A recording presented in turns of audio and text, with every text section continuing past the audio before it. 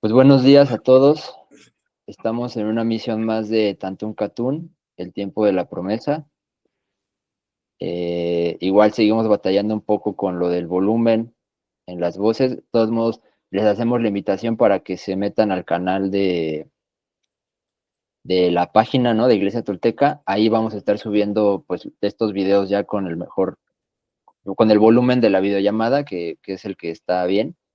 Y bueno, pues una disculpa por estas demoras, pero pues estamos aquí también pues en el intento cada domingo, ¿no? Buenos días, Fran, ¿cómo estás?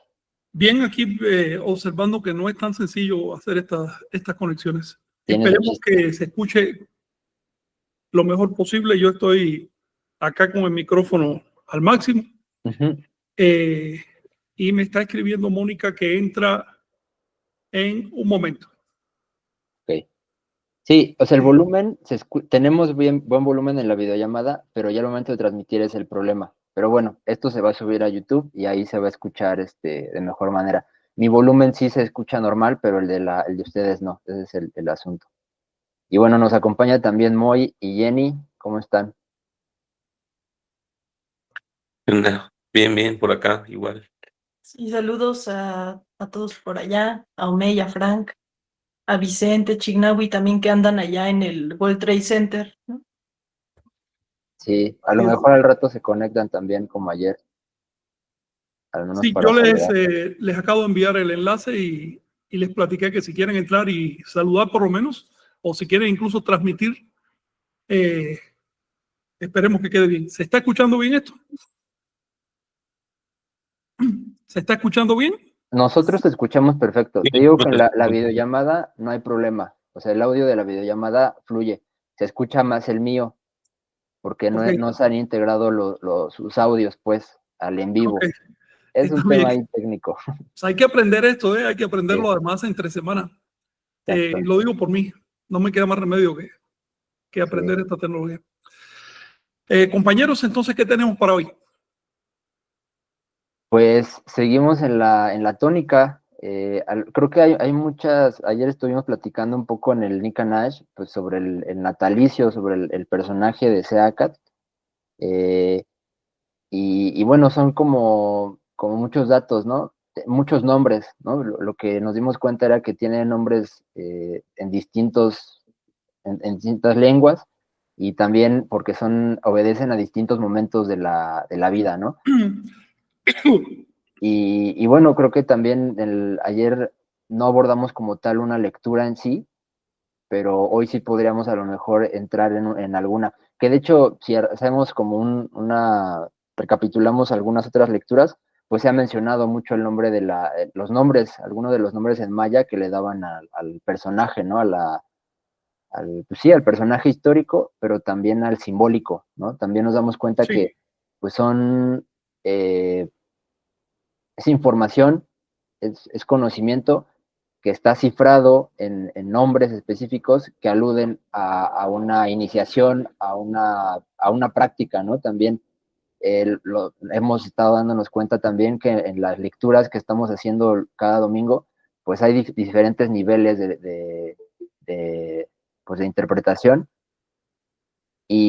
pues eso enriquece pues, la lectura como tal y nos da un trasfondo más profundo, ¿no? Pues, de los temas que se abordan. veo que está entrando Mónica. Ujú. Deme un segundo, Hola, vengo ahora. buenos días. Una ¿Qué disculpa tal, por Moni? el ¿Cómo estás? retraso. Buenos días. Muy No bien, te buenos preocupes. días, pues acá ya en línea. Sí, pues estamos aquí platicando justo sobre la lectura de hoy y también rememorando por el programa de ayer que trató sobre Seacat. Se hizo un recuento total de la historia de su vida y de los diferentes nombres que se le dieron, ¿no? A lo largo de la historia. Y pues recordamos también que no es solamente un personaje histórico como tal, sino también alude a una serie de información, de simbolismos, que son una invitación a la práctica, ¿no? A no quedarnos solamente con la cuestión histórica, sino más bien a practicar, ¿no? A la vivencia. Hoy en día hay un montón pues, de información en las redes y de propuestas de vida, ¿no? De enfoques de ese tipo, y pues esta es una más, digamos, y esta es una que tiene historia y que se replicó en múltiples momentos, en múltiples culturas, y que tiene una legitimidad, pues de la trayectoria, ¿no? De años de civilización que duró. Entonces, digamos que es una propuesta práctica, una propuesta, una cosmovisión que ya se hizo, que ya se trabajó por poblaciones inmensas y que estamos como en esta paradoja de que no se le ha dado la atención que requiere, ¿no? Porque pues sí, que se merece, ¿no? Estamos de alguna manera, pues, recuperando esta información y pues dándole la atención que se merece, ¿no? Porque sí es algo que tiene una legitimidad ya ganada por miles de años que duró, ¿no? Que a veces es también como un poco difícil de entenderlo en esta dinámica actual de la inmediatez, ¿no? De que no se alcanzan a ver los periodos, ¿no? Vivimos en coyunturas sexenales, ¿no? Políticamente hablando, en coyunturas de los mundiales, ¿no? O sea, la cuestión comercial es lo que nos domina, ¿no? Y lo que nos rige como sociedades. Y ver perspectivas de 500 años, perspectivas de 52 años, de 13 años, de pues la propuesta calendárica, pues es como a veces no tan fácil de comprender, pero es algo que sirvió en una época muy amplia en estos territorios para, pues para controlar la vida humana y para enfocarla y para tener como pues otro tipo de aspectos, ¿no? De la vida, ¿no? Hoy en día, pues vivimos en la sociedad de consumo y valemos en tanto cuánto podemos consumir, en cuánto podemos depredar, y en eso se basa el valor muchas veces de las personas, ¿no? A ese nivel de, no sé si degradación, podemos darle algún juicio de valor, pero pues sí, al final sí se degrada las propuestas, ¿no? Las propuestas de vida. Así es, Omey, ya que estás haciendo tanto énfasis en la índole de la sociedad moderna que nos distrae por el consumo y por la actitud mercantilista ante la vida, quiero saludar también a los que viven en sociedades esclavas, cuyo día a día es el hambre que van a comer o el bloqueo de Internet.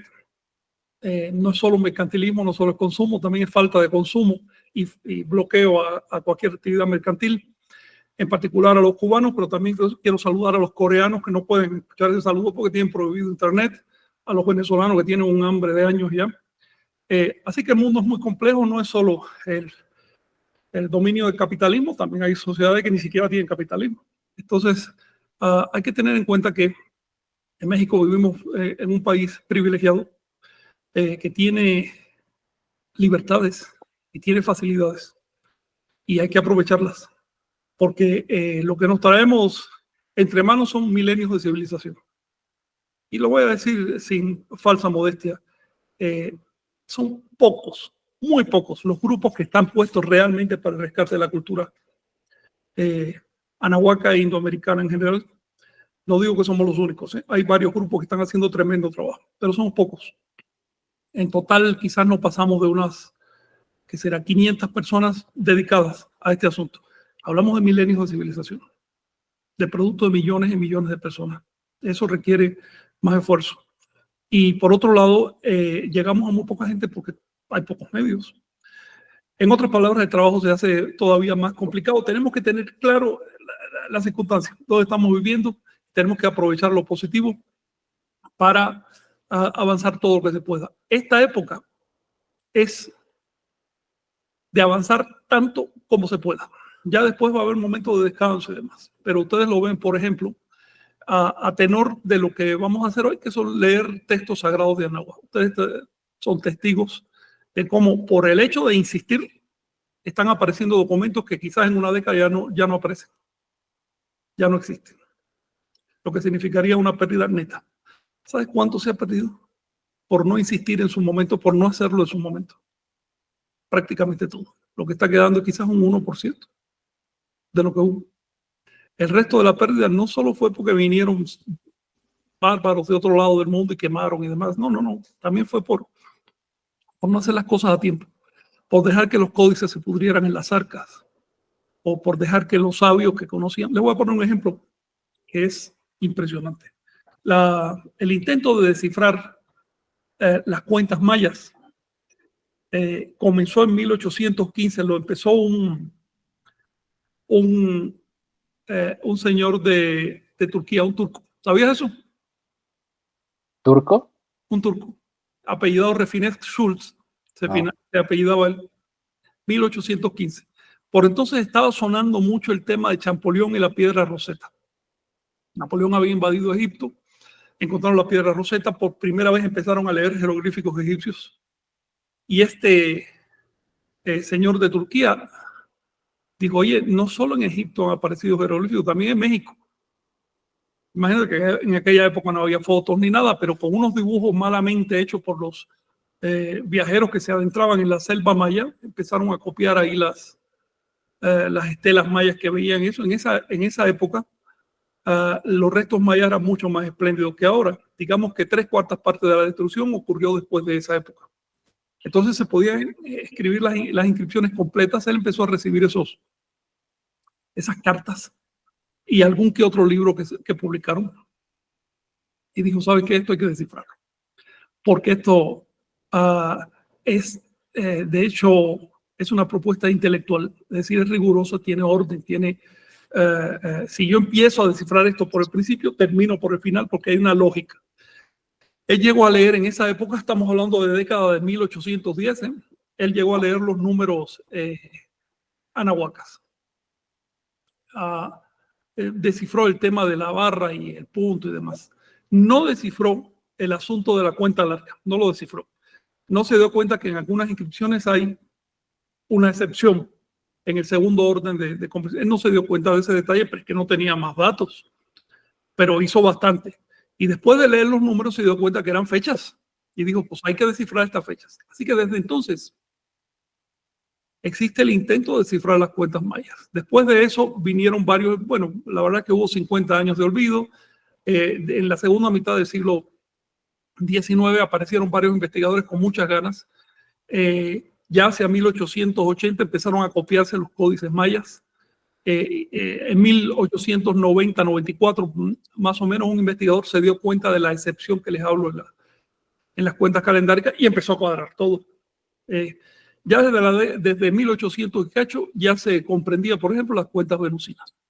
Pero no, hasta hoy, no han podido establecer con total certidumbre el punto de origen del calendario maya, porque la cuenta larga se dejó de usar antes que llegaran los españoles. Entonces no dejó, o prácticamente no dejó correlación con el calendario cristiano. Las dos que dejó son extrañas, no son confiables. Entonces, el resultado es que los investigadores hoy están discutiendo sobre cuándo inicia el calendario. Sabes que la cuenta larga consiste en un conjunto de días que se van sumando desde un punto inicial y tú necesitas conocer cuándo fue ese punto para llegar a la fecha. Si no conoces el punto, sabes los días transcurridos, pero no desde cuándo. Ahora bien, durante todo el siglo XIX hubo comunidades mayas que mantenían este calendario, que lo conocían. Solo que no hubo contacto con ellas. A nadie se le ocurrió ir a buscar la información a las comunidades. Probablemente los últimos cultivadores continuos de la cuenta larga se extinguieron hacia 1860. Ya en esa época había interés por esto. Por falta de un poquito más de esfuerzo o de saber cómo hacerle, se perdió un conocimiento y ahora estamos sudando tinta para poder descifrar ese calendario. O les pongo otro ejemplo. Hay evidencia de que gente a principios del siglo XX todavía sabía escribir con jeroglíficos mayas, gente en las comunidades. Es decir, se mantuvieron los conocimientos. Y sin embargo, la sociedad occidental no se enteró de esos asuntos, no tuvo tampoco el interés de ir a buscar esa información, no tuvo el tacto de hacerlo como lo estamos haciendo nosotros. Iban como investigadores, con mucha pompa, con dinero de instituciones del Estado, y los mayas lo que hacían era replegarse porque no les interesa tratar con Occidente. No hubo una sola organización que dijera, vamos a ir en el plan que quieren las comunidades, que es un plan de creencias, es un plan de compartir este sistema de valores. Y pues no se pudo armar el rompecabezas hasta que llegó un ruso allá en el otro lado del mundo y con 1000 trabajos y con dudas, lo armó con una computadora. ¿A dónde voy? Que lo que se deje perder hoy, después nos lo van a reprochar. Así. El futuro está mirándonos. El futuro parece que no ha llegado, pero es inevitable, está ahí. Va a existir y nos está juzgando. Y nos está evaluando por lo que intentamos. No tanto por los logros, sino por los intentos. Eso les quería comentar respecto a dos cosas. El mundo tan, digamos, comercial en que estamos metidos y que nos distrae, y el hecho de que estamos contra la pared en lo que respecta a Nahuatl. Les pongo otro ejemplo, y esto lo mencionó hace 2 o 3 días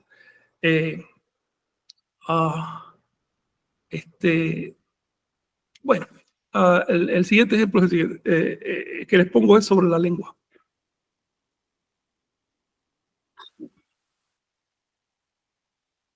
En este momento existe en México unos 26 millones de personas que entienden por lo menos alguna lengua nativa.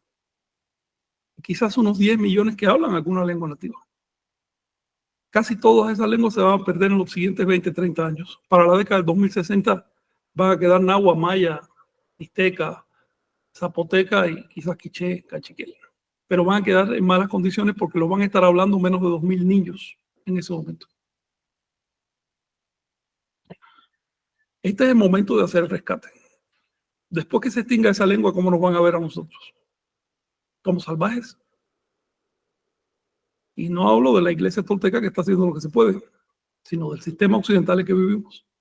Un sistema que se gasta tanto dinero en basura o en enriquecer a políticos y deja perder la cultura. Esto queda en internet, incluso si lo bloquean, si lo borran y demás, todo queda en internet. Y algún día lo van a estar mirando y van a decir, mira tú, en esa época había gente que se ha dado cuenta.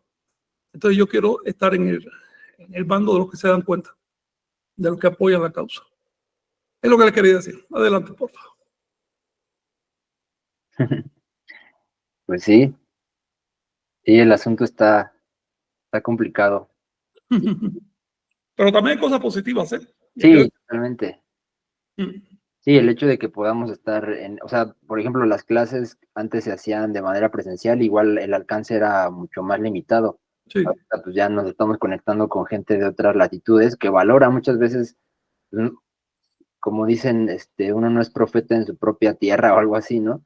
Sí. Y sí, a veces no se entiende, porque aquí se puede ir a Teotihuacán, se puede ir a vivir todavía, ¿no? O a muchas comunidades que están vivas y que mantienen, pues, las tradiciones y el manejo de la cultura, de la lengua sobre todo, y pues no se valora, al contrario, se ve como un problema, ¿no? El hecho de que no estén arraigados, el hecho de que no sean católicos, ¿no? Con la vertiente católica de veras, ¿no? Y con el hecho de que no hablen la misma lengua, el español, que es la lengua nacional, que de hecho ahorita ya no es la lengua nacional, ya hubo cambios y todas las lenguas que existen y con sus dialectos, pues ya son reconocidas, pero al final se están extinguiendo, o sea, por más ley de derechos lingüísticos que existan y por más, pues sí, luchas en el Senado que se hagan, sí, no se tiene el enfoque adecuado para atender el problema, porque se enfoca como un problema y no como algo que pueda dar solución, ¿no? Entonces, y aparte es un problema porque atenta contra intereses también económicos, ¿no? En las zonas en donde están los pueblos, ¿no? Las que manejan otro tipo de cosmovisión, otro tipo de lenguas, pues tienen recursos ahí y las grandes empresas y las grandes, pues es que la depredación es lo que impulsa, ¿no? Al ser humano muchas veces.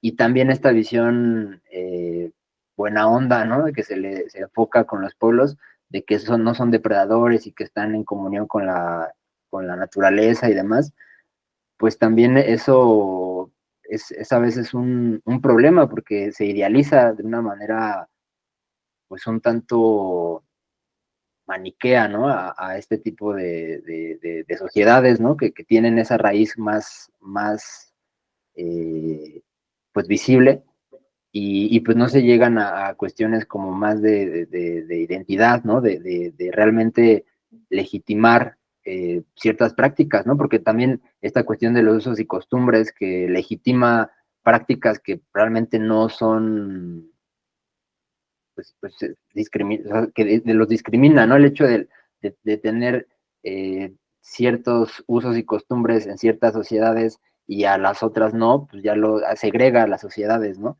Y pues no los plantea al mismo nivel pues frente al Estado, ¿no? Porque se mira también con una especie de paternalismo, con una especie pues de deuda que se les tiene que pagar, pero tampoco no se entiende realmente la complejidad del asunto, ¿no? Hombre, y políticos que no manejan las lenguas clásicas de náhuatl no tienen nada que opinar al respecto. Puede que tengan buenas intenciones, pero no es suficiente. También hay que tener conocimiento.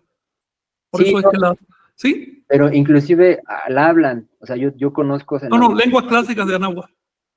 No hay un político que hable una lengua clásica de náhuatl porque ninguno le ha interesado. y Si no existieran conocen, esos políticos estarían traduciendo los textos clásicos de náhuatl. sí. A menos que sean enemigos de la patria. Pero realmente no lo hacen porque no tienen con qué, no tienen herramientas intelectuales, porque no conocen esas cosas. De hecho, no he encontrado en las academias aquí que pueda traducir un texto clásico de manera correcta. Ahora imagínate en otros lugares. En las academias. En las academias te encuentras que publican un disparate y todo el mundo aplaude porque nadie más sabe lo que dice el disparate, nadie puede verificarlo. Es impresionante lo que está ocurriendo. Y no lo hacen por desprecio, sino porque es más cómodo fingir que comprometerse realmente. Entonces tienen ganas, pero no todas las ganas que hacen falta. Hace falta ganas y compromiso. Así que académicos y políticos que quieran favorecer la lengua de náhuatl, que las estudien primero. Después de eso, que estudien simbolismo. Son unos 20 años de estudio. Después de eso, que practiquen. Por lo menos otros 20 años practicando para que lleguen a entender. Si empiezan jovencitos, lo pueden hacer a tiempo. Ya si empiezan a la edad de los políticos, pues lo veo difícil. Pero es la vía de hacerlo bien. ¿Cuál es la otra opción? Pues hacerlo mal. Las lenguas se están extinguiendo. Cada vez que hay una campaña por favorecerlas, caen un poco más. Porque lo que están haciendo las campañas es acentuar la brecha generacional. Ni siquiera entienden de qué estoy hablando. Entonces, ustedes saben a qué me estoy refiriendo. Si tú acentúas la brecha entre generaciones, le estás dando iba a decir en la torre, le estás dando en su punto esencial a las lenguas. Las estás exterminando. Porque lo que las está matando es la brecha. Y el otro factor de erosión es la dialectización. ¿Y a qué se le ocurre a las academias? Apoyar la dialectización. ¿Ves? Porque todo el mundo tiene derecho a hablar como se le pegue la gana, excepto los hispanohablantes. Los hispanohablantes sí tienen que ir a la escuela y sí tienen que hacer exámenes y sí tienen que hablar como dicta la Real Academia de la Lengua. Ahí sí hay respeto. Sí. Entonces, les decía que también hay cosas positivas. Me impresionó en estos días escuchar la ponencia de Miguel Ángel Rivas. Ahí te mandé el enlace, Omey, por si quieres subirlo aquí a este chat o donde quiera que estemos transmitiendo. Sí. Es a partir del minuto 2, no, de la hora 2:57. Un conjunto de ponencias de filosofía en esa facultad. Y Miguel Ángel lo que hizo fue leer fragmentos del libro maya, del libro sagrado maya. Y ¿sabes qué? Fue una corriente de aire fresco. Veo a los chavos allá tratando de pronunciar correctamente nombres de filósofos europeos. Por favor. Miguel Ángel lo dijo con mucha amabilidad, pero con precisión. Hay un montón de cosas que hay que hacer primero. Primero tienes que conocerte a ti mismo. Para conocerte a ti mismo tienes que conocer la cultura que te formó. Exacto. ¿Ok? No eres europeo. Eres americano y además eres mexicano. Es decir, naciste en un caldo cultural muy denso. Sí. Tienes que conocer eso. Huir de eso no es el camino a comprender las filosofías de Europa, que además son bastante inútiles en esta época. Pues bien, voy a lo siguiente. Esa es una de las cosas positivas. Me impresionó que él hiciera eso allá en la facultad. También hay un montón de gente trabajando. Hace unos días me mandó Vicente una carta de un compañero que quiere trabajar con sus dos manos, dice, en la causa. Hay gente que tiene muchos deseos de trabajar. Tenemos que ver cómo coordinamos todo ese interés. Hace falta un poco también de organización. Mónica, ¿tú querías decir algo? Casi no he escuchado a Mónica. Mónica Hola. me dice que tiene algún problema. No, Sí, dime. pues es que sí hay problemitas con la señal acá, pero Ya. me parece muy interesante lo que están comentando y que también es, bueno, cabe resaltar que como seres humanos tenemos la necesidad de buscar patrones y guías de conducta. Entonces, es lo que comentaba Omey, ¿no? Nosotros Sí. tenemos un profeta y nosotros tenemos ciertos principios y una filosofía tolteca. El que no se haya dado a conocer o no tenga una difusión no significa que no exista. Y además Claro. de lo que estamos viendo, tal parece que es una cosmovisión muy funcional y unos esquemas que nos propone la Toltecayot bastante funcionales y que se pueden adaptar a cualquier época. Eso es algo que nos distingue del cristianismo, por ejemplo. No se trata de una religión dogmática, sino que los principios promueven el trabajo, el pensamiento objetivo, el merecimiento y otros valores. Entonces, creo que es algo que puede, como dices, ¿no? Refrescar y que mucha gente joven y de cualquier edad puede indagar, puede explorar, puede a lo mejor interesarse, como acabas de mencionar, porque estamos yendo hacia un precipicio.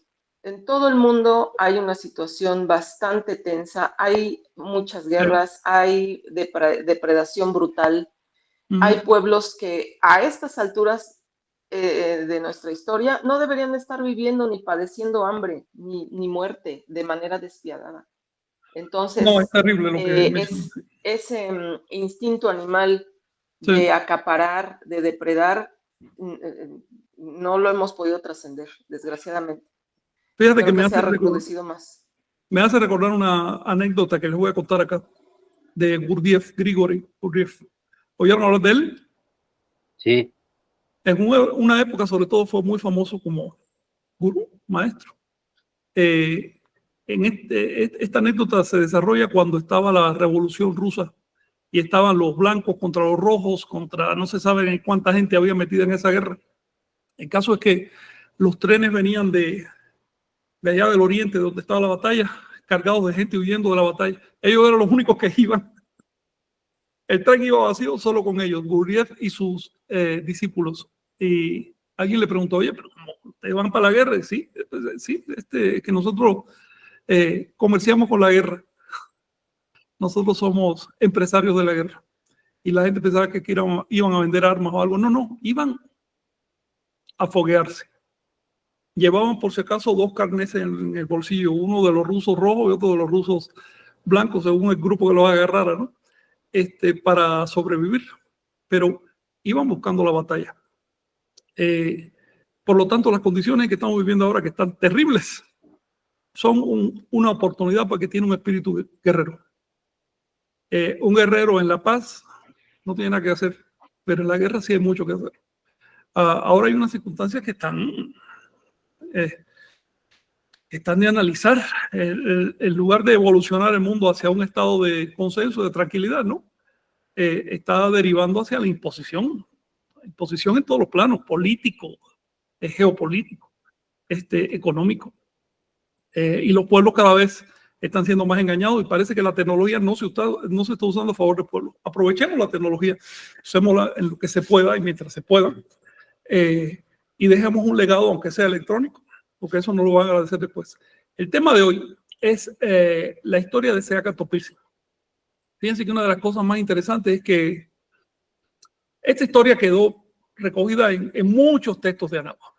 Lo estamos recordando porque el mes pasado fue su cumpleaños natal y porque es un personaje que vale la pena tener en cuenta permanentemente. Fue uno de los grandes profetas de Anáhuac, fue el último gran profeta de Anáhuac y él modeló en gran medida lo que hoy conocemos como civilización mesoamericana. No digo él como persona, sino que usándolo como punto de referencia, sus enseñanzas y sobre todo su ruptura con la tradición, a partir de ese punto, los que vinieron después empezaron a remodelar, a reconstruir la sociedad y gracias a la memoria de Seaka Topilsi, poco a poco fueron saliendo de lo que hoy llaman posclásico, que es un estado de descomposición de la sociedad anahuaca. La sociedad anahuaca hace 1000 años estaba muy mal, estaba grave, se estaba extinguiendo.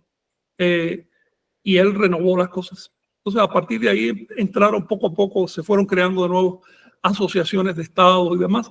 Ya en la época mexica entramos en una fase que duró muy poquito, que yo le llamo neoclásico, porque los mexicas realmente ya llegaron a un esplendor, por lo menos artístico, tremendo, y trataron conscientemente de reconstruir el esplendor de Teotihuacán. Por eso yo le llamo neoclásico esa fase que duró unos 100 años o menos. Ahora bien, es una cosa sorprendente que gran cantidad de datos, algunos de los datos más interesantes de la vida de Topiltzin, no se conservan entre los nahuas, sino entre los mayas, en los libros de Chilam Balam. Y eso es lo que queremos leer hoy. Y más sorprendente todavía es que esos datos que se conservan en los libros de Chilam Balam no se conozcan en el mundo docente, en el mundo académico, por lo que les estaba diciendo, por malas traducciones, así de simple. Desprecio. Sí, Por a desprecio. ver, los libros de Chilam Balam hablan de Naxit, le dan varios títulos que son de traducciones al maya de nombres nahuas y demás. Y nunca se había identificado que se trataba de Topiltzin. De hecho, en la zona nahua, donde constantemente se le dice Naxit Topiltzin, no se sabe quién es Naxit. Y cuando ignoras ese título, y además, a ver, probablemente una de las pocas personas que le hizo caso fue Piña Chan, que es un antropólogo de talla. Él se dio cuenta que Topiltzin se llamaba Naxit. ¿Sabe cómo traduce Naxit Piña Chan? 4 patas. Y especula que es porque el nahual de Topiltzin era un perro. Se está perdiendo la traducción correcta y además la enseñanza que hay ahí detrás. Y esa enseñanza la encontramos en los textos mayas. Por eso es necesario salirse de la especialización. En el caso de Anáhuac están los mayistas, los nahuatlatos. Salirse de esa especialización y empezar a verlo todo en conjunto, porque Anáhuac es una propuesta cultural global. Sí, adelante, Omey. Y en esto que mencionas de Piña Chan, termina con obras como Regina, siendo referente. No, ese no fue Piña Chan, para nada, ese fue Velasco Piña. Velasco Piña. Sí, no, Velasco Piña es otro tema. Velasco Piña de verdad fue un difusor, no un arqueólogo, un investigador así de la historia, ¿no? Sino un difusor de la historia. De hecho, él me dijo una vez que me lo encontré, me dijo que se consideraba un simbolista de la historia y que por lo tanto se permitía todo tipo de licencias, como esto que estás mencionando, ¿no? De Regina, sí. Sí. Mira, pues perdón, yo la verdad los confundía. No, Piña Chan fue un gran antropólogo y arqueólogo. Hizo reconstrucciones de monumentos y demás. Pero en el caso específico de Naxit, si hubiera leído Chilam Balam, sabría que ahí hablan constantemente de su cuarto retorno. Y si hubiera abierto el diccionario Molina, sabría que cuando tú conjugas un número con el sustantivo ichit, quiere decir pie, ya no traduces pie o pata, sino traduces paso o huella. Y había dicho, coño, esto me hablan de un cuarto retorno, y acá le llamaban cuarta huella o cuarto paso. Y habría empatado las cosas, ¿no? Pero la especialización, algunos estudian a los nahuas, otros estudian a los mayas, y pues así es más sencillo, ¿verdad? Sí. Nosotros aceptamos a náhuatl como un todo. Si estamos leyendo ahora los textos mayas, es porque hay que hacerle énfasis a los mayas, porque circunstancias, ¿no? Pero con lo mismo leemos un texto en náhuatl o un texto en quiché. ¿Ok? ¿Algo más que comentar? Pues no sé, Moy, Jenny. Sí. ¿Algo al respecto de su quehacer? ¿Que han encontrado referencias del personaje o...? Pues más bien justo de esta cosa de la que tiene las academias en todos lados, creo yo, en digamos, en las instituciones oficiales, de una cierta, de un cierto prejuicio que hace que separen las culturas, ¿no? Nos hacen mucho hincapié, por ejemplo, en que cómo estamos mezclando los libros del Chilam Balam con la tonálica, ¿no?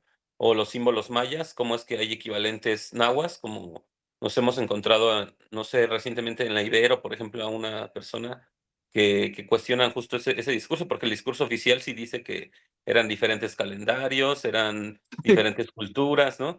Entonces, como hay muchos casos en que hay muchas personas que sienten cierta rechazo o aversión a pensar que Miedo, había una unidad cultural miedo, aquí en Anáhuac. sienten miedo.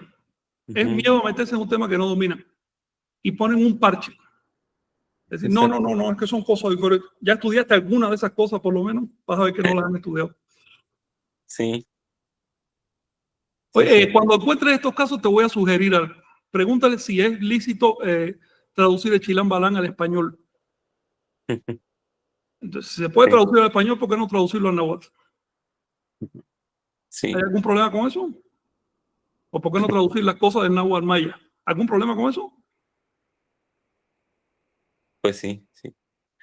Sí. En fin, Justo como la manera de saltar esa barrera es el estudio, ¿no?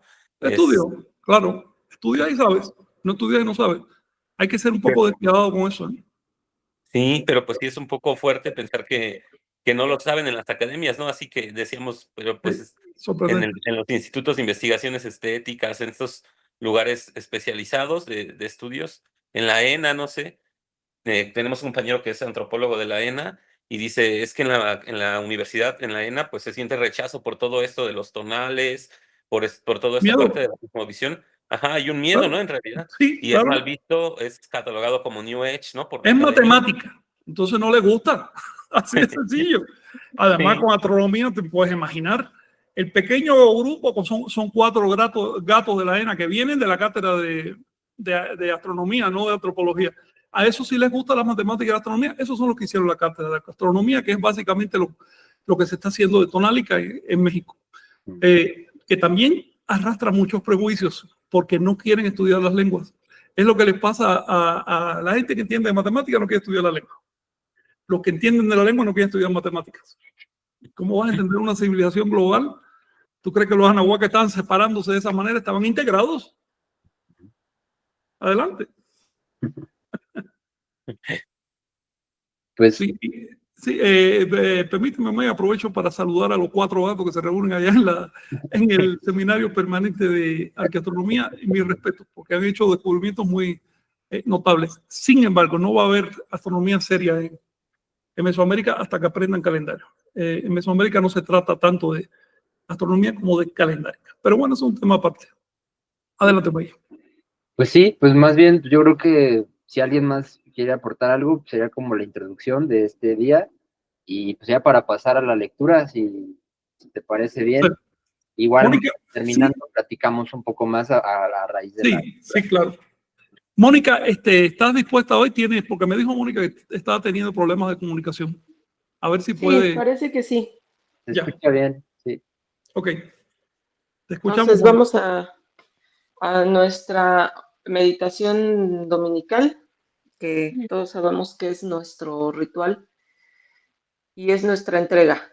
Entonces vamos a cerrar nuestros ojos y vamos a tomar conciencia de nuestra presencia en este momento, llevando nuestra atención a la respiración.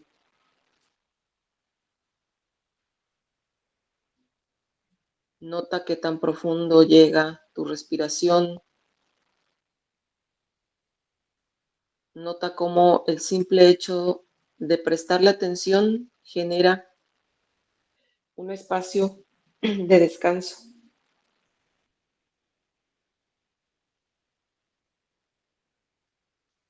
Y vamos a seguir notando, percibiendo los estímulos generados por el cuerpo,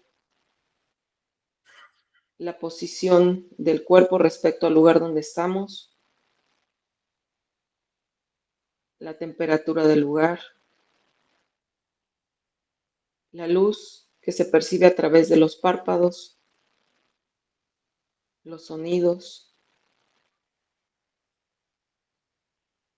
Y nota cómo tu cuerpo se va soltando, se va relajando. Esto es parte también de nuestra entrega, hacernos a un lado. Permitir que todos estos sensaciones, todos estos estímulos que provienen del cuerpo también podamos notar y permitir que el impacto que tiene en nuestra percepción se vaya disolviendo.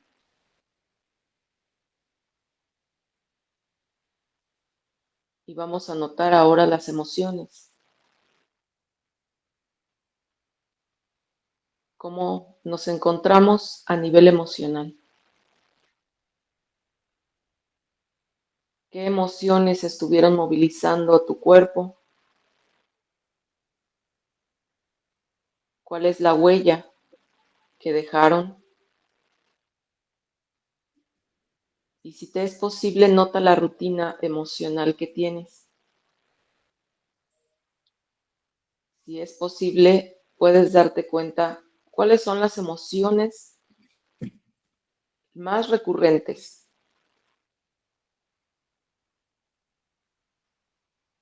Puede ser enojo, alegría, puede ser temor y todas las variantes, porque son emociones básicas, pero tienen matices.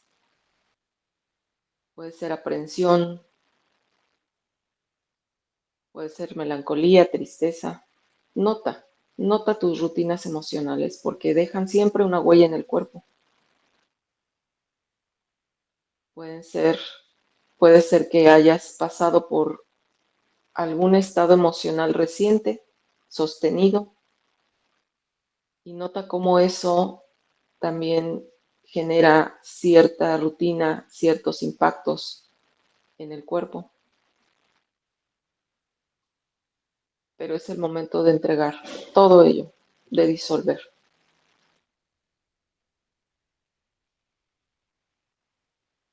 Vuelve a llevar tu atención a la respiración.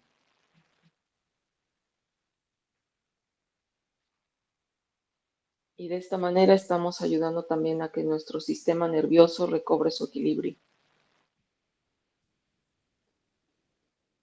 Y ahora vamos hacia la mente.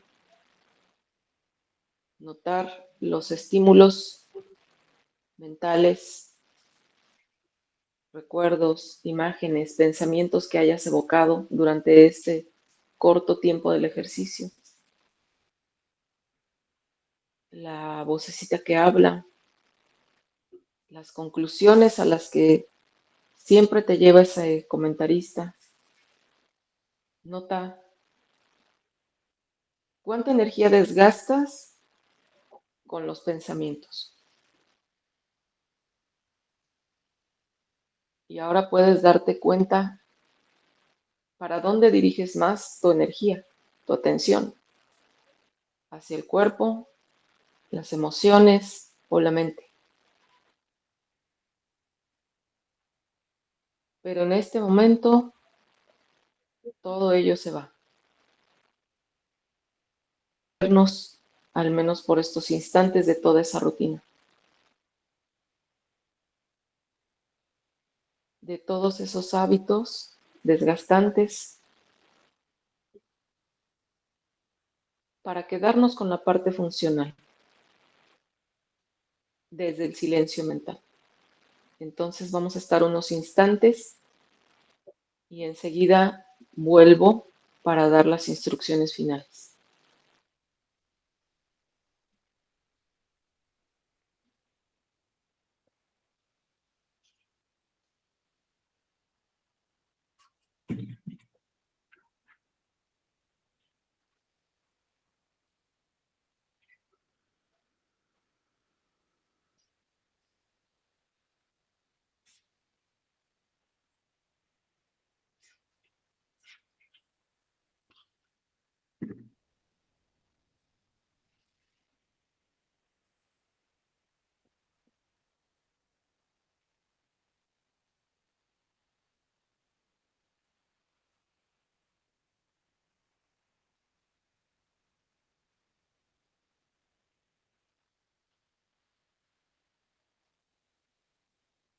Amo Mati.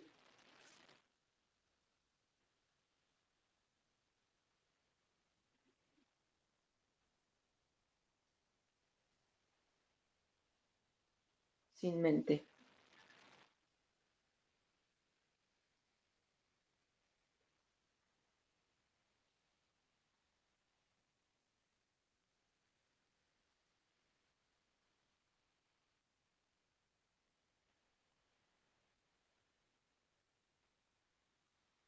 Yo mismo soy la serpiente emplumada.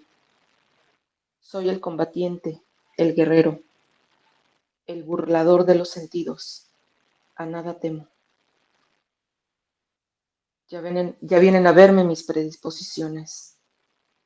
Ya traen el abanico de plumas de su respiración. Vienen a distraerme. Aprestaos a la guerra, miembros del cuerpo. Os invoco, guerreros antiguos. Venid conmigo, espíritus de la salida y la puesta del sol. Venid los que voláis por los 4 rumbos del universo. Venid ahora.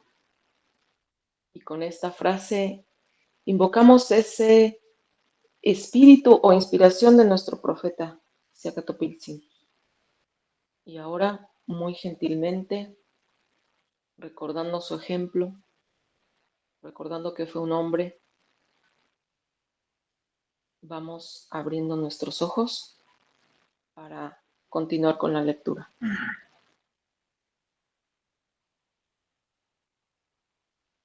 Así es. Este hombre, como Oye, cualquier sí, otro ser humano, entonces hay que recordar eso.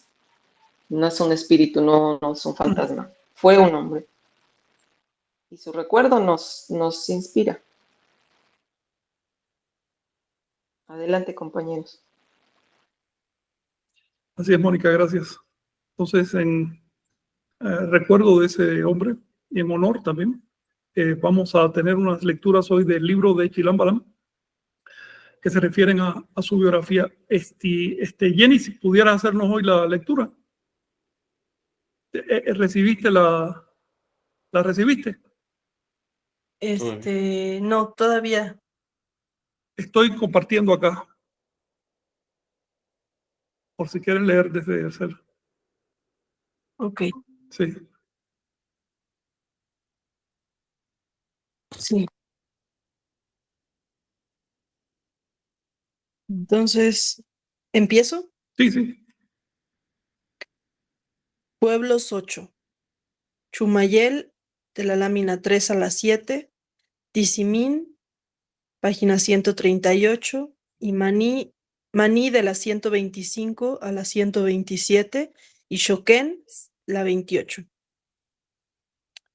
El gran Kawich, Unjunaj Keele, llamado Kawich por su linaje, asomó la cabeza por el pozo al sur de Chichen Itzá, y fueron a recibirlo. Cuando él manifestó sus palabras, comenzaron a hacer lo que les decía y a seguir sus palabras. Comenzaron a llamarle Señor, y por ello lo sentaron en el sitio de los señores. Luego comenzaron a llamarle gobernante, no señor, y cargador, y canal del ave barbuda. También le llamaron señor caña de flecha y ave barbuda. Y dijeron que su madre fue un águila, que lo encontraron en una montaña y que había que recibir y aceptar su palabra como señor. Entonces comenzaron a elevar la alta casa de los señores y comenzaron a construir su escalera. Entonces él se sentó en la alta casa, entre los 13 señores de eminente poder. Y obedecieron, en cuanto llegaban, las apreciables palabras del sacerdote al que llamaban ave barbuda. Enseguida cumplían lo que el sacerdote del ave barbuda les ordenaba, y comenzaron a adoptarlo como padre, y comenzaron a honrar el nombre del ave barbuda. Entonces lo honraron, entonces le sirvieron en Chichén. Le llamaron Chichen Itzá, por la piedra preciosa que su madre tomó en la fuente, la piedra que ella guardó y tragó en la fuente cuando estaba dentro del agua.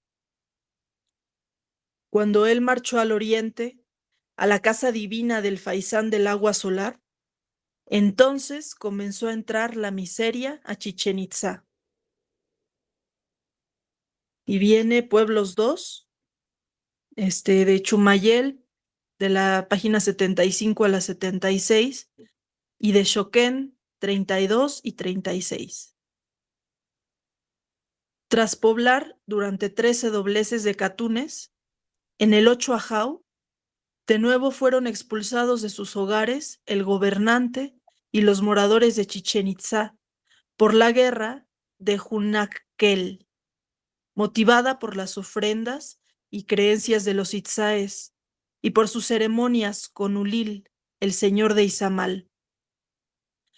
A los 70 años del inicio de la idolatría, en el 10º año del Catún 8 Ajau, en el cargador de ese año, fueron expulsados los itzáes por la guerra de los señores Tzinteut, Chan, Tzontecum, Tashcal, Pantemit, Xuchhuehuet, Itzcuat y Cacaltecat. Así se llamaban los 7 hombres que sometieron a los de Mayapán. Durante 13 catunes gobernaron los de Chichén Itzá, hasta que la guerra de Junackel los desarraigó y echó de sus pueblos. Se fueron al corazón de la selva, a la región llamada Xulacmul. En el Catún 4 Ajau, Mayapán la amurallada conquistó la tierra de Chichén. Debido a que los itzáes se unieron al señor Ulmil, salieron de sus hogares por la guerra de Junackel contra los de Izamal. Muy bien, gracias. Es un fragmento histórico, pero tiene algunas enseñanzas también de carácter teológico. Pero como ven, están hablando de la llegada de Topilzin a la zona maya y de las consecuencias de su llegada. ¿Quieren comentar algo o preguntar?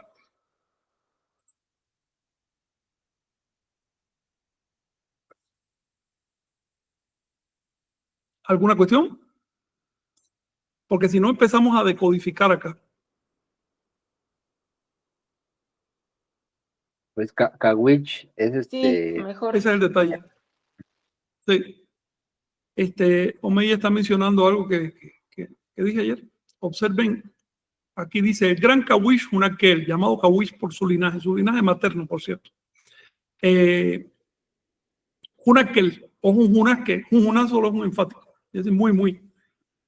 Juná, muy, o también significa uno, pero, o único. Y que él, aquí entramos en uno de estos temas que hace que tú digas, caramba, que él significa 2 cosas, frío y especial. ¿Cuál de las 2 acepciones creen que corresponda? especial. Muy especial. Muy especial. ¿Ves? Obviamente los libros de Chilam Balam que conocíamos hasta esta traducción dicen muy frío. Entonces cuando dicen muy frío ya tú ves las especulaciones de los historiadores porque era frío el personaje. Solo abre el diccionario y lee la segunda acepción que es especial. El título de muy especial se le aplicó a Seaka Topilzin porque era muy especial. Así de simple. Y se llamaba Kawish, que quiere decir 2 rostros. Kawish, 2 rostros. Por su linaje materno. Usa una palabra para decir que su herencia, su apellido. En esa época la gente recibía en apellido el sitio de origen de sus antepasados. Era el apellido de toda la familia, lo cual es un dato sorprendente porque no dice que Topilzin tenía parientes en la zona maya. Esto no se conocía. Esto viene en los libros de Chilam Balam. Por eso es importante leer estos libros con una óptica amplia, comparando las cosas del área náhuatl, del área de los mijes, de los mixtecas, de todos lados, y por supuesto de los náhuatl, mayas, mijes, quichés, cachiqueles, son los que más datos han dejado sobre esta historia. Si no se comparan los datos y si no se integran, pues solo vamos a ver fragmentos. Y mientras menos datos tengas tú sobre una realidad, más fácil es que te vayas a una falsa interpretación. Entonces, en este mismo verso encontramos otro caso. El texto dice claramente que él asomó, dice aquí, y Hikal to whole chain, asomó la cabeza hacia donde queda el pozo de Chichén. Es decir, llegó por el sur, es una frase, es un idiomatismo, dice, llegó por la zona del sur, por allá asomó su cabeza. No, pues se interpreta que es que lo sacrificaron tirándolo al pozo, eso es lo que dice la historiografía oficial, que este personaje que no saben qué fue, porque no lo identifican con Topilsin, fue un sacrificado que tiraron al pozo. ¿Cómo es que después de sacrificarlo hizo todo lo que hizo? Bueno, son los misterios de las cosas. En realidad el texto lo que está diciendo es simplemente que se asomó por allá, y además no venía solo, venía con un grupo de gente. Pero ya saben que la idea del prejuicio de que si mencionas en un texto maya la palabra pozo significa sacrificado, pues distorsiona el entendimiento. Les estoy diciendo esto no tanto para criticar las traducciones habituales de los libros de Chilam Balam, sino para que perciban el modo como se va distorsionando la historia. Sí. Si no logras conectar con la identidad de este personaje, no vas a entender el resto de la historia. Así de simple. Así que es imprescindible prestar atención a cada palabra, traducir cada palabra correctamente. Se dice que entonces acudieron a recibirlo. De hecho, hay todo un capítulo que describe cómo fueron a recibirlo y que venía con tantas personas. Ahí se mencionan los nombres de estas personas, pero vamos a llegar a eso.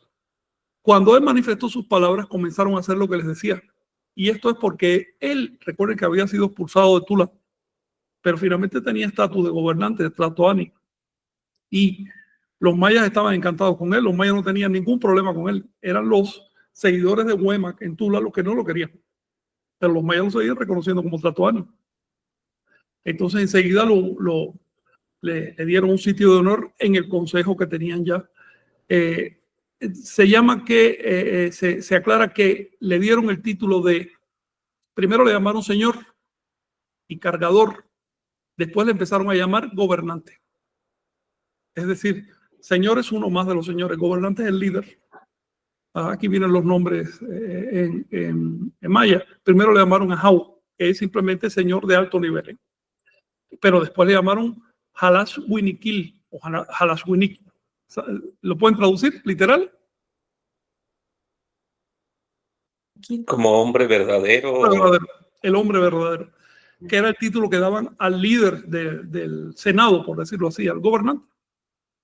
Pero también le llamaron cargador y canal del ave barbuda. Es decir, Kuchi es el que carga, aquel que carga. Y Shen Ubel A es Kukchan, es decir, literalmente, Shen es Bel es camino. Shen es lo que se desplaza por el camino. Es decir, el canal, el vehículo. ¿De quién? De Ash Meshku. A es aquel o él. Y Mesh Cook es literalmente Mesh barbudo o con plumas también. Y Cook, ave. Están hablando de serpiente emplumada. Ellos, los mayas, fueron los que empezaron a decirle a Topilsin serpiente emplumada. Los nahuas no le llamaban así, los nahuas al contrario le llamaban, mira este delincuente que lo vamos a expulsar porque para no matarlo. Fíjate la tensión que había entre nahuas y mayas en ese entonces. Fueron los mayas quienes le dieron a Seaca Topilsin el sobrenombre de serpiente plumada. También le llamaron señor caña de flecha o caña para flecha, si quieres, porque su nombre natal era Uno Caña. Y no cualquier caña, sino la caña que se usaba para flecha. Eso es lo que significa Acat en náhuatl. Y en maya es Ajau Upul Ben, es decir, la caña que se usa para flechar. En otras palabras, lo están identificando, no hay duda ninguna de quién es el personaje. Dijeron que su madre fue un águila. ¿Por qué? Ya alguna vez les mencioné este detalle. ¿Por qué su madre fue un águila? Bueno, los mijes todavía recuerdan este mito. Dicen que Con fue producto de un huevo que puso un águila en la cima de una montaña. Esto es un simbolismo, claro. ¿Por qué su madre fue un águila? Resulta que a la mamá de él, Chimalma, le apodaban el águila de Culhuaca, es decir, la guerrera. Águila significa guerrera. Y ese nombre, ese apodo se conserva en varias fuentes náhuatl. Entonces tienes que unir la fuente náhuatl con la fuente maya para entender el tema. una vez que das con la identidad del personaje. No se trata de que estemos forzando nada. Se trata de que si excluyes la mitad de Anáhuac, no vas a entender la otra mitad. En esto que te dijeron, Moy, está el prejuicio de que Anáhuac era un estado de desintegración. Es un conjunto de culturas desintegradas. Es racismo. No es otra cosa. Ni siquiera ignorancia, es racismo. Porque, bueno, puede que ignores, pero si ignoras, entonces no vas a asegurar nada. Pero si ignoras y además asegura, eso tiene otra causa, es el desprecio que inspiran las culturas de América, porque los estudiosos están impregnados de las culturas europeas, de culturas coloniales. Se basaban en el desprecio para poder depredar. Pues eso todavía sobrevive en los académicos. La persona que te dijo eso probablemente no puede descifrar una fecha ni maya ni náhuatl. Estoy seguro de eso. Pero opinión sí tiene, y opinión peyorativa. Sigue diciendo que lo encontraron en una montaña y que habría que recibir su palabra. Entonces comenzaron a elevar la alta casa de los señores. Esto se ve, esta frase así tan cortita está diciendo algo. Hasta entonces ya existía el pueblo de Mayapán, pero no era relevante. Sin embargo, estos señores que vinieron con Topilsi se radicaron en Mayapán y empezaron a darle mucha importancia a esa ciudad. Y esa ciudad se integró con las que dominaban. Los mayas tenían una federación de ciudades. Y la llegada de Topilsi precipitó una organización que se reorganizaron y crearon de manera particular un edificio donde se reunían, donde hacían el consejo. A eso se refieren. Comenzaron a construir la escalera, quiere decir que era una casa importante. Entonces él se sentó en la alta casa entre los 13 señores de eminente poder. Esto se refiere a que se reorganizaron e hicieron un consejo de 13 personas, lo cual significa que aquí estamos encontrando un dato de cómo era la organización social y política en esa época. El gobierno no era una dictadura de una persona que manda ya, sino que había un consejo y por supuesto el consejo tenía un presidente. Y obedecieron las apreciables palabras del ave barbuda y enseguida cumplían con lo que decía. Y comenzaron a adoptarlo como padre y a honrar su nombre y le sirvieron en Chichén. Dato interesantísimo, desconocido, no se maneja, es que le llamaron a la ciudad Chichén Itzá por causa de la mamá de Seaca Topilsi. En el mito náhuatl, en el maya no se menciona esto, pero en el náhuatl encontramos la historia de cómo ella fue a una gruta a bañarse y tragó una piedra preciosa. Y por eso quedó embarazada. Bueno, dicen los sacerdotes mayas que fue por eso que le llamaron Chichén Itzá a la ciudad, donde Chichén significa en la boca del pozo, o en el pozo, si quieren, en la gruta también. E Itzá es una composición de A, que quiere decir agua, en maya, e Itz, que quiere decir piedra preciosa u obsidiana en náhuatl. Es decir, es un juego de palabras. Si no lo traduzco en náhuatl, esto no significa nada en maya, ¿comprendes? Entonces no queda más remedio que hacer análisis de la información. Sigue diciendo, le llamaron Chichén Itzá por la piedra preciosa que su madre tomó en la fuente, la piedra que guardó y tragó en la fuente cuando estaba dentro del agua. Ese es el origen del nombre de la ciudad de Chichén Itzá, que en aquella época no se llamaba todavía Chichén Itzá, se llamaba Yignal, 7 grandes casas o 7 palacios, así se llamaba la ciudad. Cuando marchó al oriente, a la casa del Faisán del Agua, es decir, cuando se fue al mar, al sol, entonces comenzó a entrar la miseria a Chichén. Con lo cual están diciendo que 2 cosas, que durante su gobierno estuvieron bien y que después de su partida fue que empezaron los conflictos. En el siguiente capítulo se desarrollan estos conflictos. Pero si quieren comentar algo hasta ahí, me dicen. A ver, se los voy a poner por si quieren algún puntito que se haya olvidado. Sobre los nombres con los que se refieren a él, por ejemplo, todavía se usa, por aquí lo anoté, Chichkelem, ¿no? Chichkelem Yum, entre los cruzó para hacer referencia al dios. Chichkelem Yum, sí. De hecho, todavía hoy en Choquén es uno de los nombres que le dan tienen 13 dioses, que en realidad son 13 advocaciones, imágenes de la misma deidad, ¿no? Y uno de ellos, Quiquelén, que es el hermoso señor, hermoso joven. Ese es el nombre del sol. Pero antes era el nombre de el profeta, de Venus. Ahora se refiere más bien al sol. Pero en la fuente, mientras más atrás, más empiezan a hablar del profeta. Fue uno de los apodos que le dieron. ¿Tú encontraste aquí Quisquelén? Yo no lo vi. No, por el Junaquel, que viene como... Junaquel.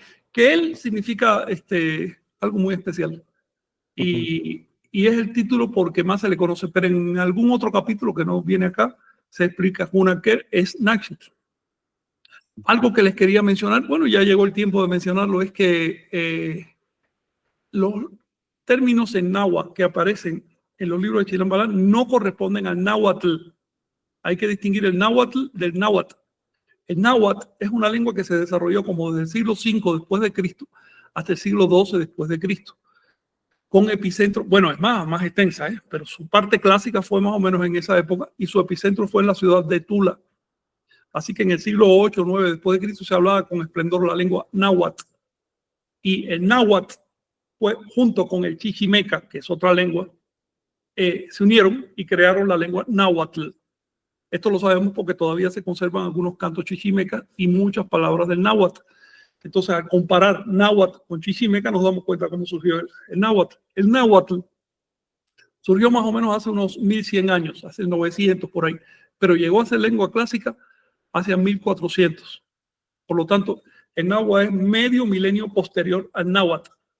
Los textos en náhuatl que aparecen en el Chilam Balam no son del náhuatl. Generalmente se dice, es que esto es náhuatl pero corrompido. No están corrompidos, solo que pertenecen a la lengua náhuatl, es una lengua anterior.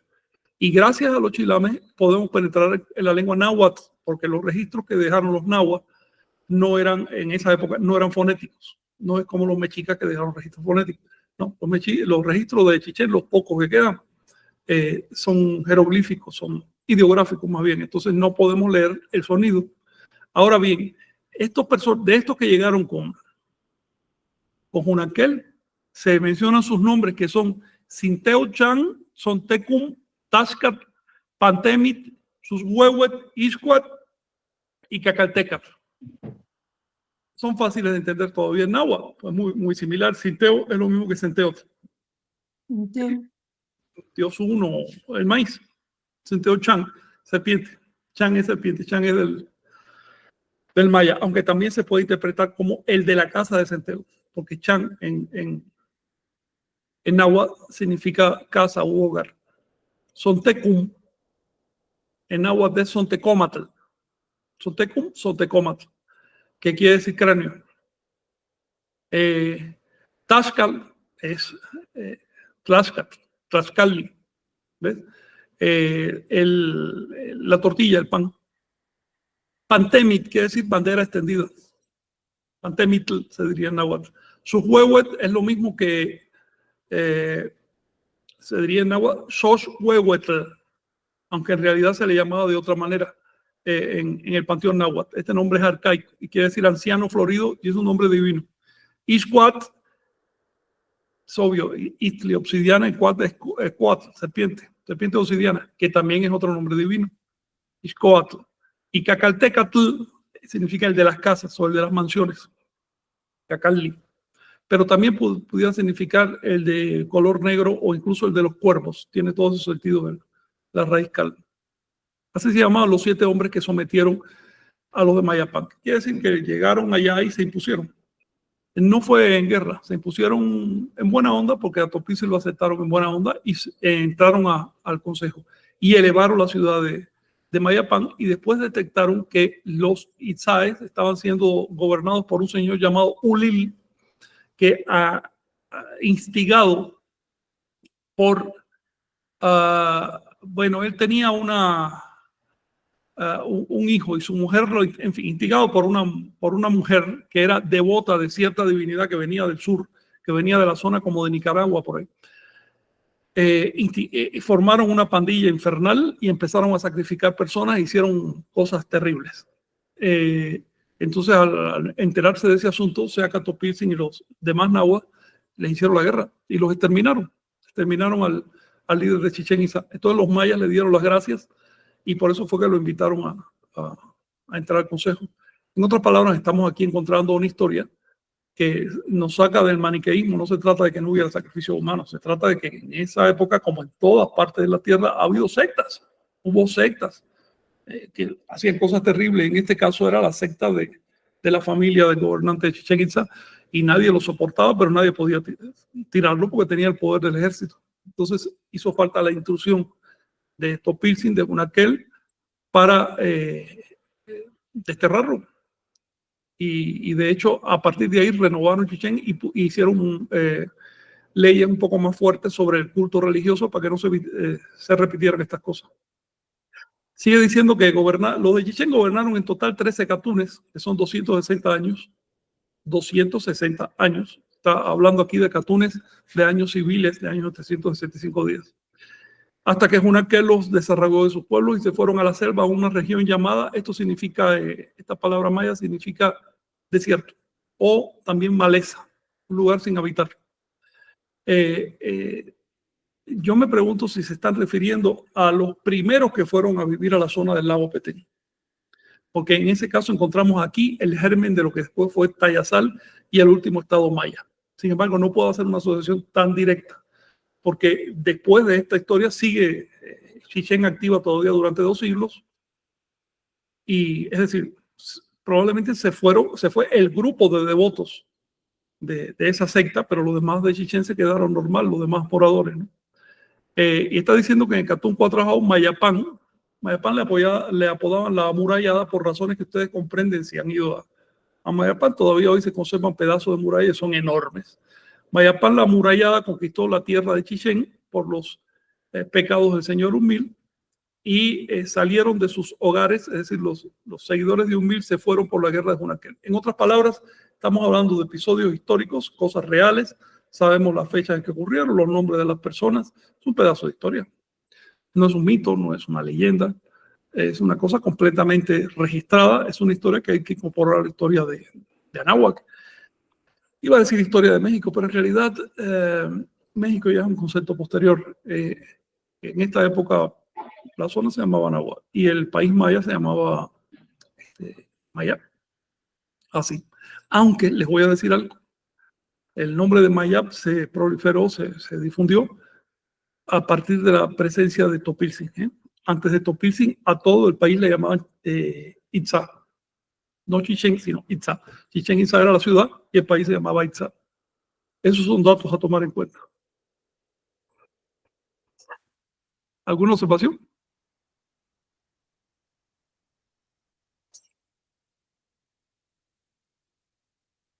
Compañeros, no me dejen hablando solo.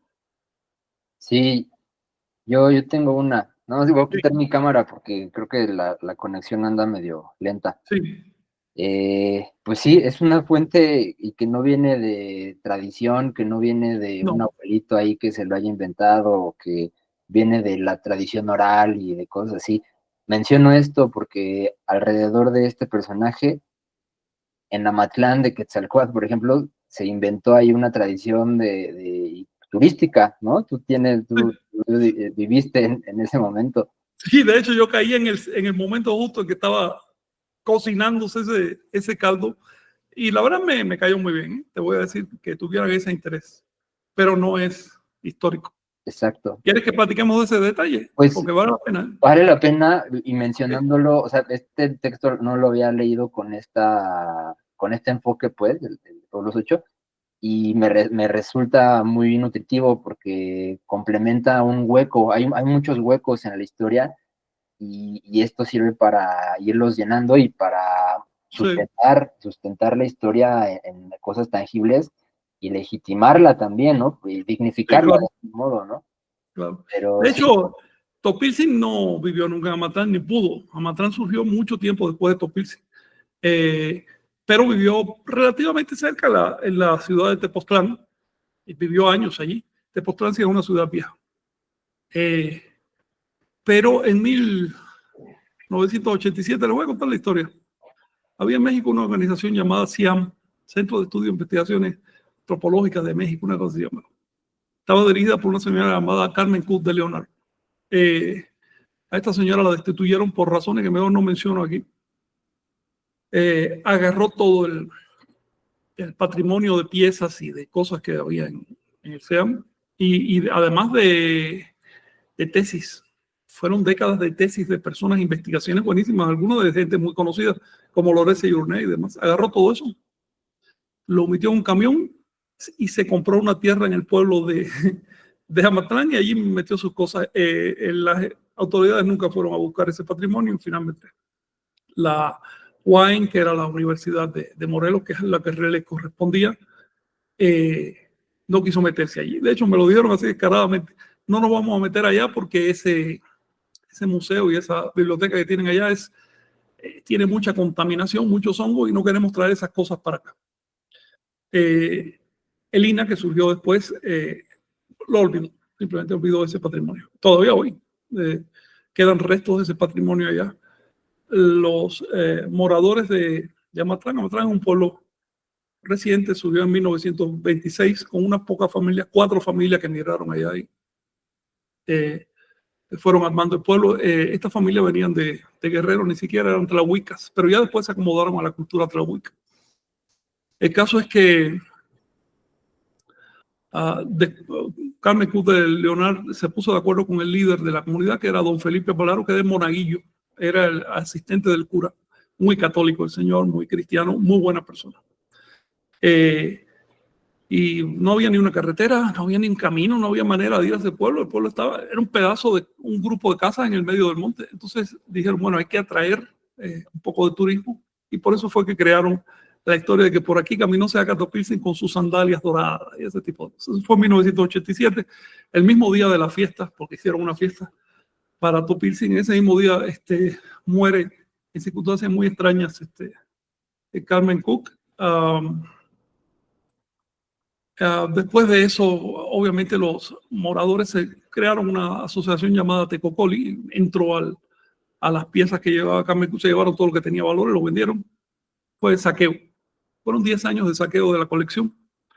Cuando yo llegué quedaban quizás una tercera parte de la colección, pero las piezas destruidas eran ya pedacitos. Todo lo que era de oro, de algo valioso, había desaparecido. A mí me tocó ordenar por lo menos aquel destrozo. Le pedí ayuda a Lina, le pedí ayuda a la UNAM, no dieron nada, pero nada, ni un vaso de agua.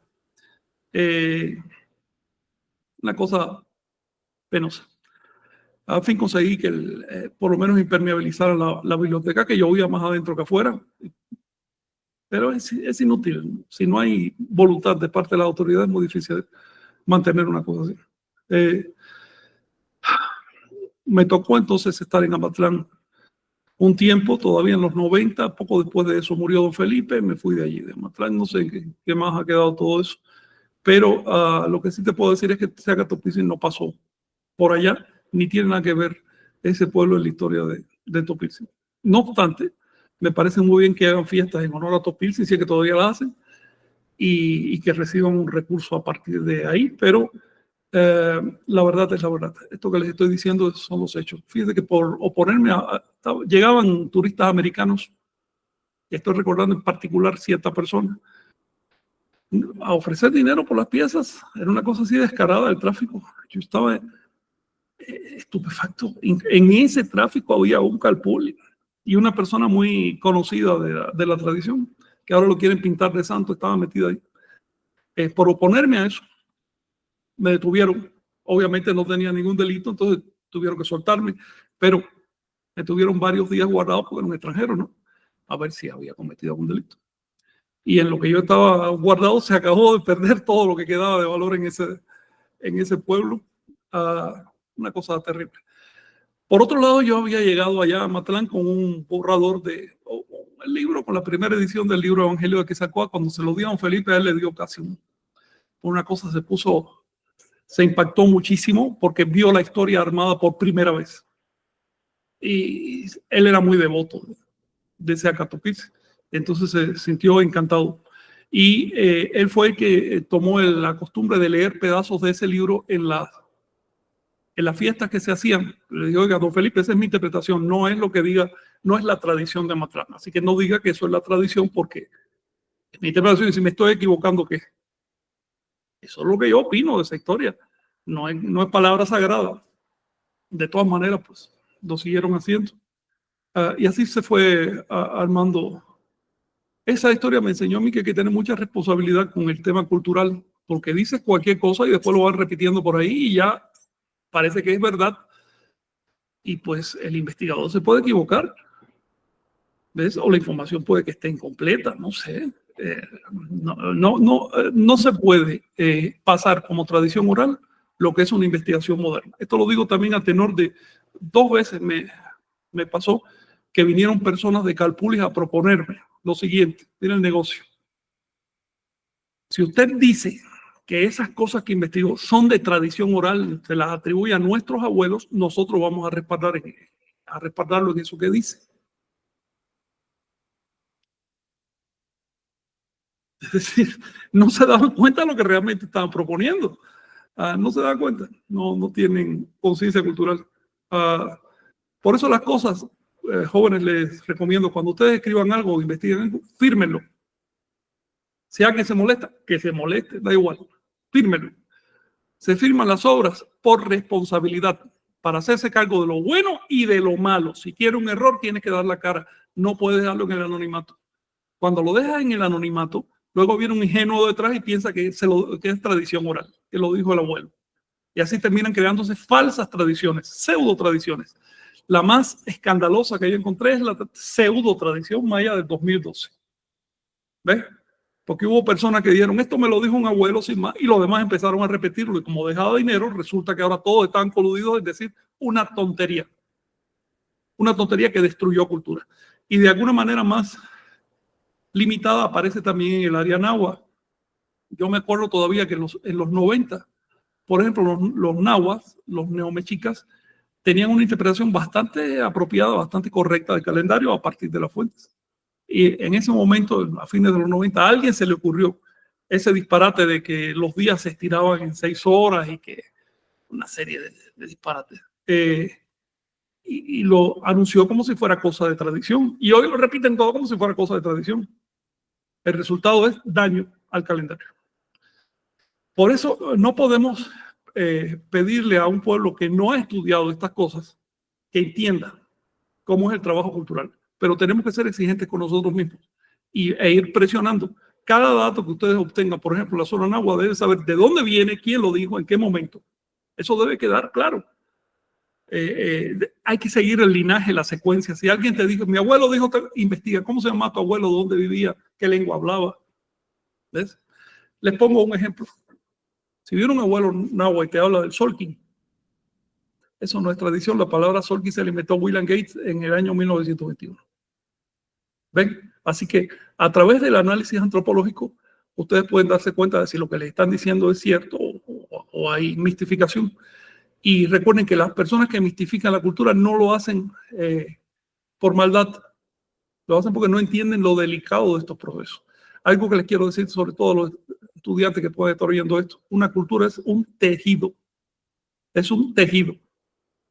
No es una cosa plana, sino que tiene una composición interna. Y si tú le agarras si tú le sacas una hebra a un tejido, si le sacas una fibra, ¿qué pasa? Todo lo demás empieza a descomponer. No puedes mistificar un tejido. Si tú, por ejemplo, tienes un paño que ya está tan viejo que se está desgarrando y le metes un parche de una tela nueva con un hilo bien fuerte, ¿qué pasa? Aumentas la destrucción. Aumentas la destrucción. Lo pones peor. Por eso en la cultura, incluso si vienen a decirles datos sincréticos, por ejemplo, hay que recoger el dato sincrético, tal como me lo están diciendo. No podemos meternos nosotros en el dato que captamos. Ya después que tienes el dato bien claro, quién te lo dijo, cuándo y dónde, entonces pon en los comentarios que te dé la gana. Pero el proceso tiene que ser muy consciente. Pasa, por ejemplo, con los textos de Chilam Balam. Cada palabra hay que traducirla a conciencia. No es que, me parece que debe ser así, entonces pongo que es así. Estoy pensando, por ejemplo, las traducciones que se hicieron del Libro de los Pueblos. Se tradujo un pedazo del Libro de los Pueblos hace algunos años. No voy a decir quién lo tradujo. Este señor pensaba que las fechas de los sacerdotes mayas estaban equivocadas, porque a este señor le dijeron, la cuenta larga se fecha así, así, así. Y los chilames te dicen otra cosa. Y bueno, le metió la fecha de la cuenta larga a los chilames. Eso es de torcer la información. Y ha habido generaciones Esto se hizo en los 40, 50. Generaciones de estudiantes de entonces que piensan que la cuenta larga está ahí metida en los chilames. Es decir, desplazó el calendario de los chilames y metió una unidad apócrifa. Entonces, estas son cosas ya de estudio de la antropología y de saber ejercer la crítica, ¿no? Pero ustedes, como están directamente con la colección del dato y con las comunidades, tienen que conocer estos principios. ¿Alguna cuestión? Sí. No sé, muy Jenny, algo de comentar. Tremenda historia, ¿verdad? Sí, está impresionante. Y pues sí, o sea, qué bueno que lo comentas porque pues, coincide con el tema que estamos trabajando. Y pues, sí, muchas reflexiones y mucho aprendizaje, sobre todo, ¿no? Al tratar con esos asuntos de la identidad. Al final estamos trabajando de la identidad es un detalle fino. Finos de la identidad. Sí. Si mistificas, aunque lo hagas ingenuamente y con la mejor intención, sí. Terminas afectando a la larga. Sí. Sí, de hecho, apenas nos compartieron un video por ahí un amigo en donde un señor hablaba sobre el nahual, ¿no? Y se aventaba ahí un debraye sobre el nahual. A mí me dio pena ajena, la verdad, me dio pena, ¿no? Dije, no, es que ¿cómo? Pero es un portal que se dedica a hacer difusión, dan talleres de calendario y talleres de tradición. Y este señor pues trae tradición oral y como es un viejito y tiene rasgos, un fenotipo acorde a lo que el marketing dice que es lo indígena, pues ya, obviamente él está inclusive respaldado por la ley de derechos indígenas y todo eso. Entonces tiene una legitimidad de marketing político para que lo que él diga es tal cual, ¿no? Pero si lo escuchas, la verdad a mí me dio un poco de pena porque hay investigaciones, hay muchas referencias ya al respecto del nahual, ¿no? Del nahualismo como tal, como fenómeno cultural. Y pues sí, o sea, el daño que le hacen a la cultura, pero tampoco es tanto el daño, sino, o sea, qué bueno que se expresen y que salgan este tipo de cuestiones porque nos hace tomar responsabilidad. A mí me dio también pena por mí, por la labor que yo estoy haciendo, que no estoy haciendo la difusión a lo mejor que debería, y eso me hace darme cuenta también a mí que se necesito difundir más, ¿no? Y más bien... Y recuerda siempre, si haces una cosa, pon tu nombre. Así, si alguien de la tradición se molesta, es su problema. Pero la cara se da por responsabilidad. Y el otro asunto es, mira, si viene un supuesto abuelito y dice lo que le dé la gana, bien, es su interpretación.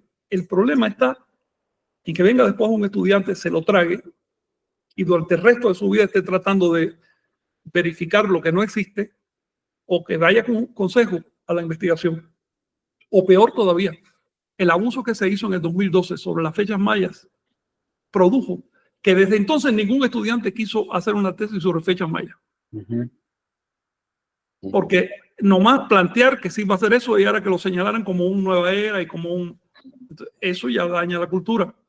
¿Ves? Ya eso ya pasó, pero hubo como 10 años a partir de 2012 que ya no se quería ni tocar el tema por el abuso de la información. La otra cosa es que se genera una percepción popular que daña la cultura. Por ejemplo, después de que pasó el 2012 y no llegó el Armagedón, ¿a quién le echaron la culpa? Empezaron a surgir videos que le echaban la culpa, pero no a los mecachifles que usaron a los mayas para su negocio, sino a los mayas. Así que los videos lo primero que decían es los mayas se equivocaron. En fin. Sí, tomar responsabilidad. Y bueno, pues hay algunos comentarios. ¿Les parece bien? Los empiezo sí, que ya se nos fue el tiempo. Oye, ya se nos fue el tiempo. Sí, ya estamos en tiempo. Bueno, Cortina Miguel dice, muchos no podemos percibir el mal que nos causa la política y la religión, que cultivan la flojera, la distracción y la dependencia, o dejar que los líderes o seres sobrenaturales resuelvan todo.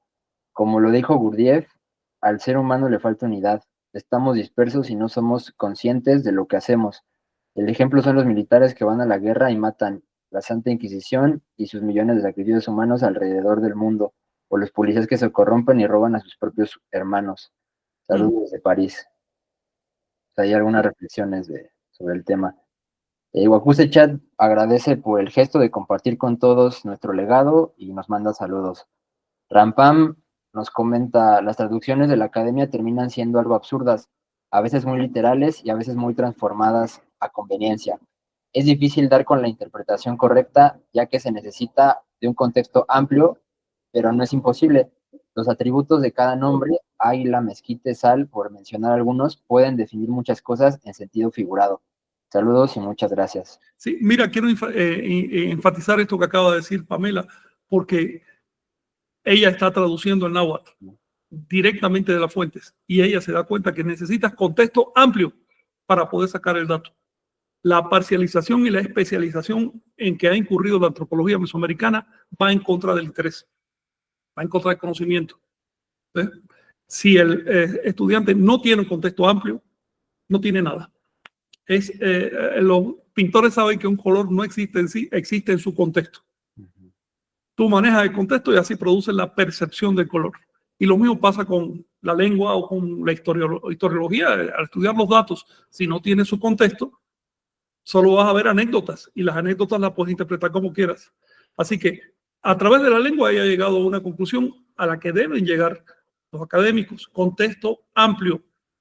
Recuerda, Moy, la sugerencia que te hice. Si se incomodan porque estemos uniendo datos de la zona náhuatl a la zona maya, la pregunta es, ¿entonces debemos hablar estas cosas en náhuatl o en maya con exclusión del español?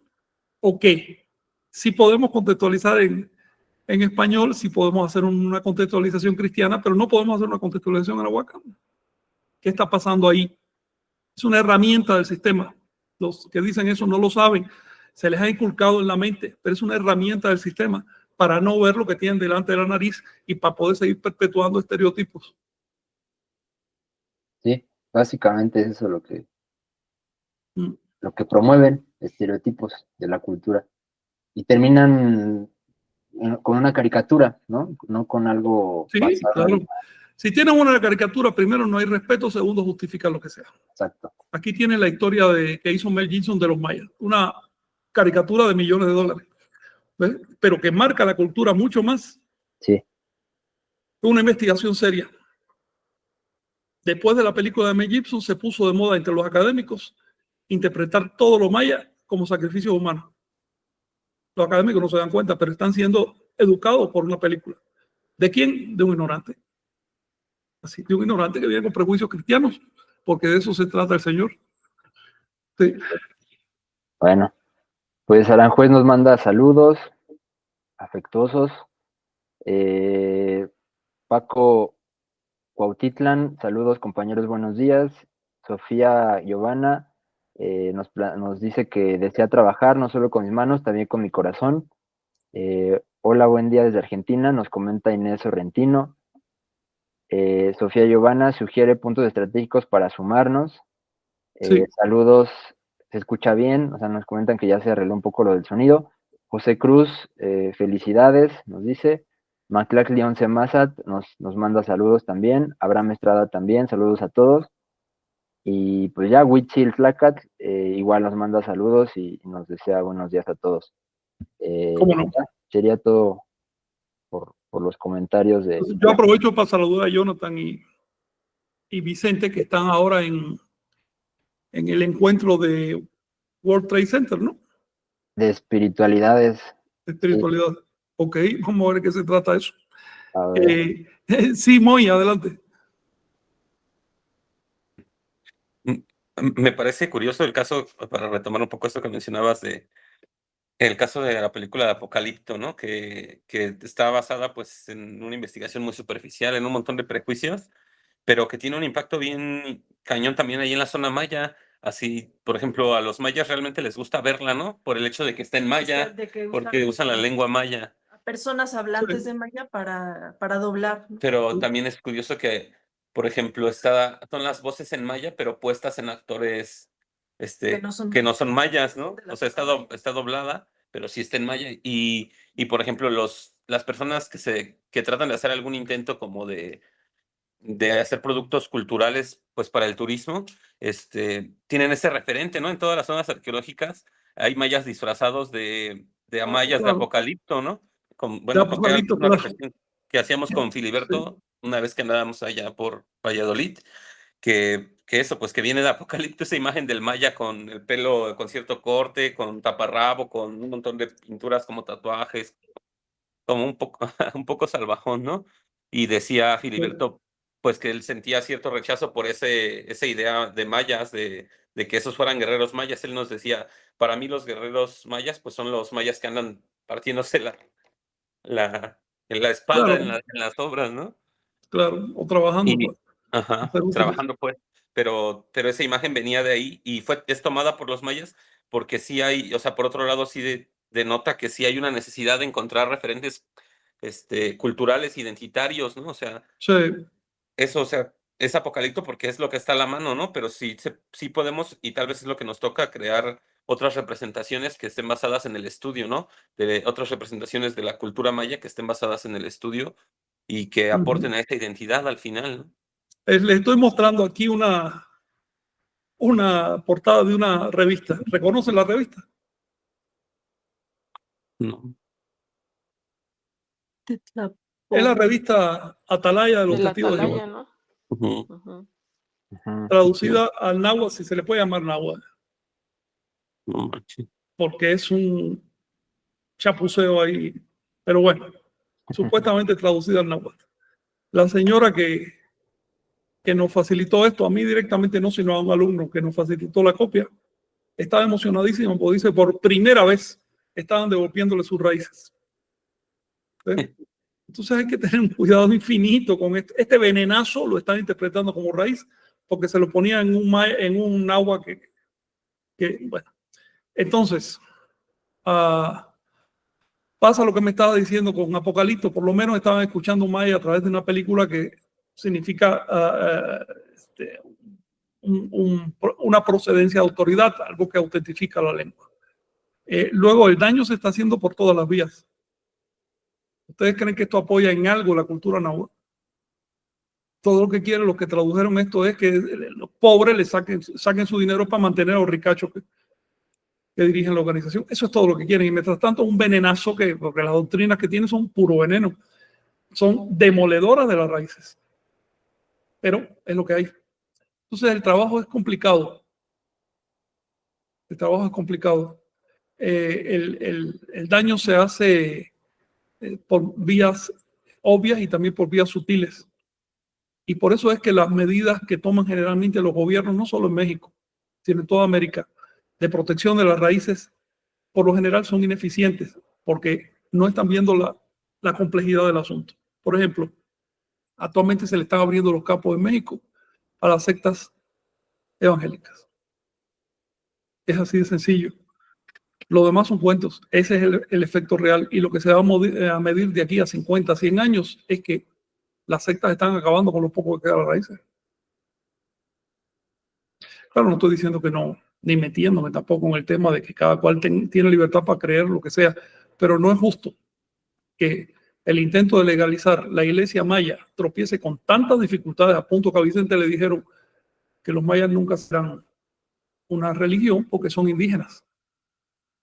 Y mientras tanto le están abriendo las puertas a la metralla que viene de los Estados Unidos. En fin. Compañero, ya se fue el tiempo. Seguimos en contacto. Omey. Sí, pues sería todo por nuestra parte. Pues muchas gracias por acompañarnos y esperen ahí subiremos el de ayer, que mejoró un poco más el audio, el de ayer lo vamos a subir al canal de YouTube y pues igual ustedes también son parte de esto y compartan los videos, nos va a ayudar a que se difunda la información, el conocimiento y pues esto apenas va empezando, hay que discutir muchas cosas. Fíjate que me quedé pensando que nos hace falta tocar el tema del Instituto Lingüístico de Verano. Sí. Que pusiste Fueron décadas de destrucción, como Ajá. 40 años de destrucción. Ya pasó de moda, pero... Estaría bien mencionarlo porque es como esto es, digamos, un trabajo para resarcir ese daño, ¿no? De alguna manera. Sí. Pero hay que saber de qué implicaciones fue el daño que se hizo. De la magnitud del daño, no solo acá, donde más daño fue en el Amazonas. Ajá. Entonces estaría bueno a lo mejor para el siguiente programa visualizarlo y igual escoger alguna lectura que se... A ver si platicamos, ese es un gran tema, a ver si lo platicamos, el tipo de tema que me deprime, pero bueno. Sí, la verdad es que sí. Y bueno, es 11 Mazat, es el 9º día de Tzacualistli, se me pasó al principio mencionar la fecha. Estamos en el 9º día de la veintena y estamos en un 11 venado. Ahí nada más para mencionar. Gracias, güey. Dale, pues, nos vemos. Nos vemos. Adiós. Gracias. Gracias, Saludos Tomei, a Frank, todos. Mónica. Gracias. Saludos, Jenny.